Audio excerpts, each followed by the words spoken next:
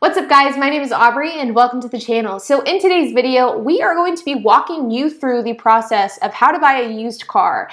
And this is advice that is applicable to not only if you're wanting to buy a used car for the purpose of renting it out on Turo or hire car, but also if you're just wanting to buy a used car for the purpose of driving it yourself. So I've stated in this channel before that I buy the majority of my cars on platforms like Facebook Marketplace and Craigslist. And because we are buying it on Facebook Marketplace and Craigslist, there are a lot of sketchy people trying to sell a lot of sketchy cars. So the pre-purchase inspection is incredibly important to make sure that we buy a car that is not only going to do well on Turo, but is also going to be able to run for a long time and be easy to maintain. The worst thing that we want is to buy a dud of a car and then end up putting ourselves in a position to have to spend thousands on repairs while we have the vehicle in our possession.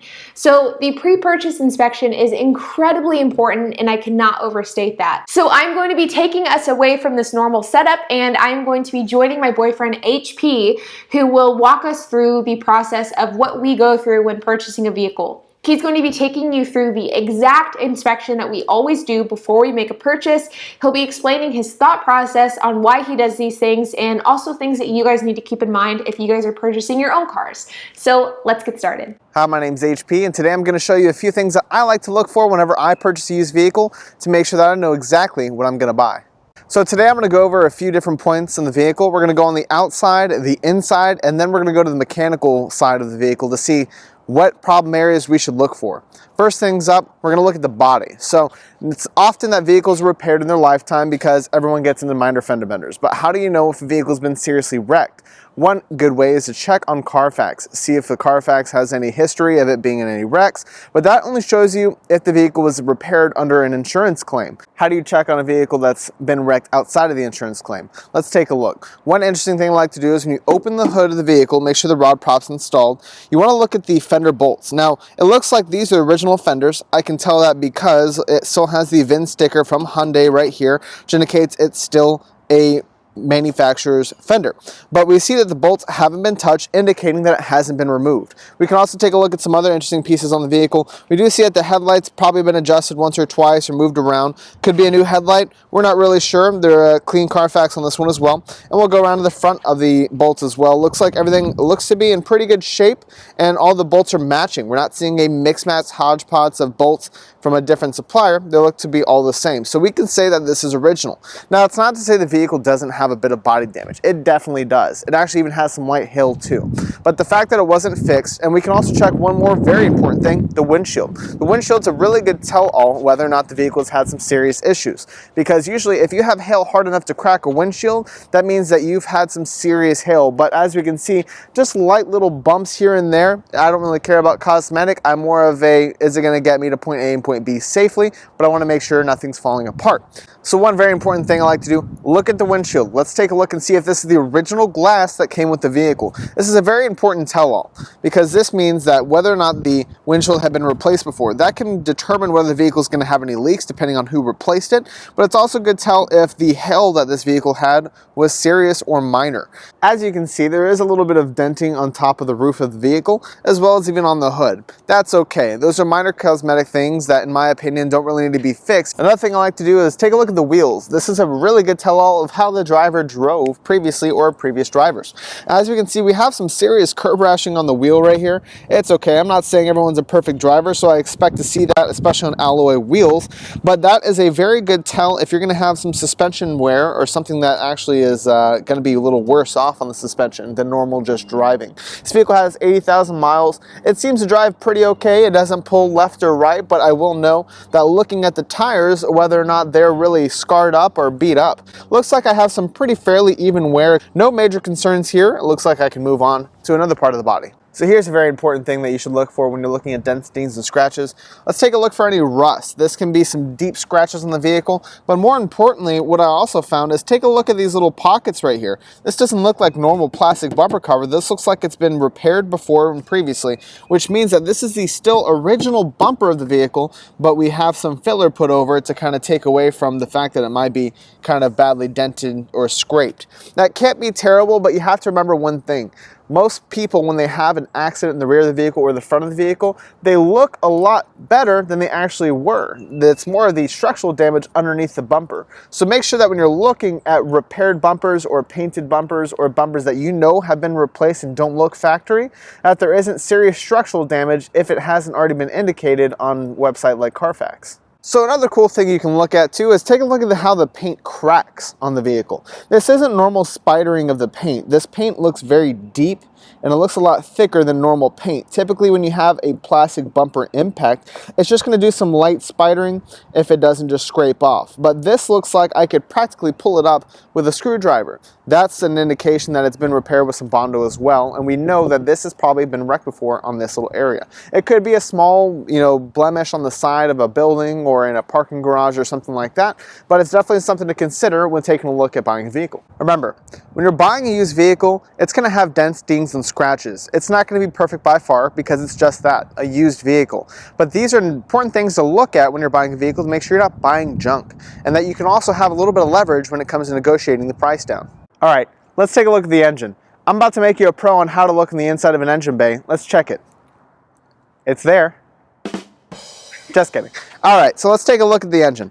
All right, so when looking into the engine bay, there's three main things you want to take an eye out for. We're not trying to be a mechanic, but I'm going to show you the most important things. Things like coolant condition, oil condition, and overall condition of the engine, looking for any leaks or any mechanical failures that you can see coming in the future. So looking at coolant, we want to take a look at the inside of the actual coolant reservoir. We want to make sure that there is, yes, coolant inside of there as well, but we also want to make sure that there's no oil in there. Oil and water don't mix, especially oil and coolant. When oil and coolant start mixing together, they're going to make this milkshake-like substance on the inside of the coolant reservoir. This is a pretty good indication that you have a very serious underlying issue with the vehicle, which you're not going to find out is going to affect your vehicle within the few minutes of you doing a test drive. Another thing is engine oil. Most people like to go for this cap right here. That's not always a good tell. You want to look at the engine oil dipstick. This is a tell-all as it gets very deep inside of the engine bay. As we can see, the oil, yes, a little bit dirty, but not terrible. But we also see that we have no metallic flakes in the actual oil, which is good. Beam that in the sunlight or hit it with your camera phone. This is very important to see if you have a chewed up engine bay or not. A chewed up engine component, you might as well just replace the engine at that point. Those can be very serious, especially if you see it in the oil. So one thing that's very important on cars, especially older vehicles that are going to be like 8 years or older, is that you're going to have engine mount wear. Now that can be a lot of big things, like when you're driving you're going to hear a lot of bumps and clicks from the engine when putting it into gear, as well as a lot of vibration. Nobody wants to get in a vibrating car. You want something that's nice and smooth. So one thing I like to do is stand in front of the vehicle with the vehicle in park, assuming it's an automatic, and you're just going to rock the car back and forth. Now we're going to take a look at the engine. Now it looks like the engine's going to have some slight movement, but that's perfect. This is exactly what we want to see. That way we know that we're not going to have to do some costly engine mounts here in the near future. Everything looks good. The last important thing is look at the overall condition of your engine bay. We're trying to take a flashlight to absolutely every piece and crevice in the engine and see if there's engine oil leaks. Sometimes engine oil seeps aren't bad. They're just little areas where the oil has seeped out over time, and that's expected, especially with vehicles with age. However, we're looking to see if there's any major wet spots in the vehicle. A lot of times, most car dealerships like to put a lot of engine detailing spray over the vehicle. Everything's going to look glossy. We're looking for stuff that's very thick and sludgy, something that you'd want to wipe, and you know you'd be able to wipe on a paper towel several times to get it off. Looks like the engine is very clean in this aspect, and we don't see any major problems with the vehicle in the future. Let's take a look at the inside. One very important thing that I like to do to make sure the condition of the vehicle is true is I like to start in the trunk. The reason being, most people like to buy cars and sell cars from insurance auctions. Okay, that's not a problem at all, but it can be a problem if you figure that they might be a flood vehicle. Flood vehicles often are still drivable and look just the same as any other ordinary vehicle, but can leave some pretty hazardous things in your vehicle. One of the things is mold. Another thing too down the line is, well, you guessed it, electrical problems with flood and water. So let's take a look in the back of the vehicle. We're going to open up the rear spare tire area, and we can take a look around the spare tire. Not to say that this hasn't been cleaned before, but take a look. I mean, it's pretty spotless. I see no indications of any really hard mold or anything building up, and smelling the inside of the vehicle, I don't smell any mold. That's also a very important thing to do too, is smell the inside of your vehicle. Remember, you're going to be driving in it, and in a state like Texas, it's going to get very hot, which means that it's going to heat up, and those smells are going to amplify. Another thing to look for when you're looking for flood damage is take a look at the carpet. Is it still wet? Oftentimes, water will not dissipate from a vehicle because the windows will most likely be up. So you want to make sure that there's no visible water lines on the bottom. Now, you're not looking for spills, you're looking for actual water. If you press on the carpet, is it wet, but is it wet to an extent that the water comes up? Like, you can put a towel on there and it's going to soak up the towel in 2 seconds. You have to understand that this is very important. Oftentimes, people buy a vehicle not realizing that it's been sitting in water about this high, letting water in and soaking up your carpet and electronics. So when you get in a vehicle, you want to make sure that you touch and play with everything. And I mean everything. Touch the radio, touch the air conditioning, touch the heater, touch every single button, regardless if you're going to use those features or not. Things like cruise control, make sure those activate. You don't want any underlying problems happen after the fact, because once you hand over that money and sign over the title, a deal's a deal. With the vehicle running, let's go ahead and start pressing some of those buttons. Roll down your window, make sure the automatic features work, make sure they roll up as well, and they roll up in a nice timely fashion. A weak window indicates that you might have some problems with the windows in the future. Another important thing is use the electronic locks and unlocks and make sure the mirrors work as well. These are things you often overlook until you get down the road and realize your mirrors aren't adjusted. Let's take a look at the locks. So as I can see, this lock actuator doesn't move back and forth. It's still very much locks whenever I lock it, and it unlocks when I unlock. So that's good to know. But if I'm going to lock this vehicle using electronic buttons, I need to remember the back of my head. That's probably going to need to be taken a look at in the future. So another important thing you want to do is press the horn. Make sure the horn works. People don't often think about this when they're driving, but this is very important, especially in a lot of states where they're required to have a working horn.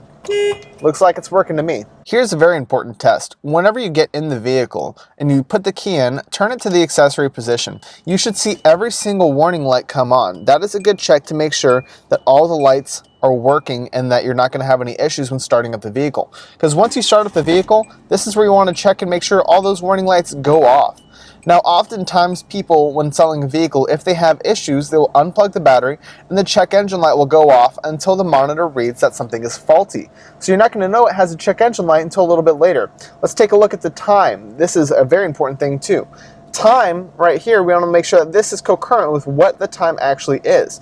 If you see that it's actually off by a few hours, that could be a good indication the vehicle was either A, jump started previously, or B, that the battery has been reset or the PCM has been reset, so you're not going to see an engine code until it's too late. Alright, so let's go on a test drive. First things first, let's start the vehicle. I want to make sure that I'm paying attention to things like a weak start. A weak start is a pretty good indication that your battery is weak and it might be coming to the end of its life. So let's go ahead and pay attention when we start the vehicle. Fires right up. All the check engine lights and all the warning lights have turned off, so it sounds like we're ready to go. So when we put the vehicle in drive, let's also pay attention to how long it takes for it to get into drive. Okay, so now I can feel it's engaged and we're ready to go.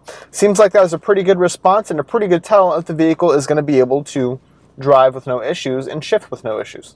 So here's one thing you should definitely do. When you're in a vehicle, you want to make sure it has great accelerating properties, like it has no issues getting up to speed and slowing down. So let's do just that. Pick a small safe spot on the road that you can do this safely, and let's go ahead and just go straight in a hard brake. Looks like it gets up to speed pretty well. Now it's going to go on the hard braking. Look at that.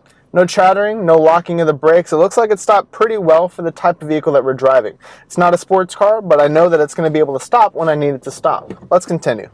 Okay, so here's a very important thing too. I like to find bumps, specifically speed bumps, especially in parking lots. I want to make sure that when I'm driving a vehicle over bumps, it's not going to make a lot of noise, and I want to make sure that the suspension is in fairly decent shape, especially for the mileage and year of this vehicle. So we're going to go over nice and slowly, and we're going to take a listen for some clanks. It looks like there is some clanking coming from the front of the vehicle, but doing some research beforehand, I know that these vehicles are notorious for having some sway bar end links or suspension components that can be worn over time. That's not a very structural, integral part of the suspension system, but I know that, hey, it's going to be a cheap repair, and I shouldn't pay too much attention to those small noises. So when driving, don't forget about the transmission. Listen to every gear that it shifts into. RPMs are going to gradually go up and then go down. Go up and then go down. You want to make sure that it's able to shift nice and smoothly when you're driving. You also make sure that your driving condition of the vehicle is smooth too. We're going to move around the steering wheel. It feels like it's pretty firm and pretty tame. We're not looking for any slop or looseness in the steering wheel. Looks like this is a pretty good driving vehicle aside from those noisy sway bar end links. So an important thing to look for when you're in a vehicle is look for clues. Remember, you're like being an investigator, and don't be afraid to do this even if the original owner of the vehicle is in the car with you in the test drive. So let's take a look. We see that we have an engine oil sticker up here. It looks like it's pretty concurrent and that we haven't exceeded the date of the recommended oil change time. We also want to take a look at the mileage on the vehicle. It's really important to check the VIN number from what you checked here and what you checked on Carfax. Remember, buying Carfax is very important when purchasing a vehicle because it's a tell-all of usually the history of the entire vehicle. You also want to take a look at mileage. Make sure that the mileage is current with what you know the vehicle mileage to be true. Sometimes the owner might send you a VIN number for a different vehicle. Make sure that the VIN numbers match up with the vehicle that you're purchasing. You want to make sure that this vehicle is not hiding any secrets. Another thing I like to do is turn on the air conditioner. It's Texas. It may not be hot today, but it's going to be hot some part of the week. So we're going to turn it up very high, and we're going to make sure it's on very cold. Make sure your AC light is on, indicating that the AC is working, and feel out of every vent. Is it coming cold out of every side, driver and passenger? These are very important. AC repairs can be very costly in the future, but you want to make sure that AC is working. Another most important thing too is the heater working? Is the heater going to have any issues in the future? So it looks like it gets very hot and the transition was very quick. We know the engine to be operating at a normal temperature, so the heater should be working just as it is right now. Looks like everything is working in good condition. Let's make sure the radio works as well. Antenna issues or radio issues in the future can be nearly expensive, but you want to make sure that it's working and that you can listen to something on the way home. So this concludes our pre-purchase inspection. I'm confident that if you follow all of these steps, you'll be able to purchase a vehicle in any price range and not have any issues. My name is HP Medina, and I work down at Planet Lincoln Love Field in Dallas, Texas. Come see me if you're taking a look at any used or new vehicles, and you'll see that I follow these same steps at a professional level. So guys, I hope that you enjoyed that walkthrough. Make sure that before you do your pre-purchase inspection that you get the Carfax for the vehicle. That is an incredibly important part of the puzzle because whatever you can't know from actually inspecting the vehicle in person, you can often find out from reviewing the Carfax. HP is a great resource when it comes to cars. He actually works for Planet Lincoln in Dallas, Texas. So if you guys are in the market for a new luxury vehicle like a Lincoln, make sure to check him out. I will put his Instagram down in the link below. So I hope that you guys enjoyed this video. If you did, make sure to hit that like button and hit that subscribe button down below, and I will see you guys in the next video.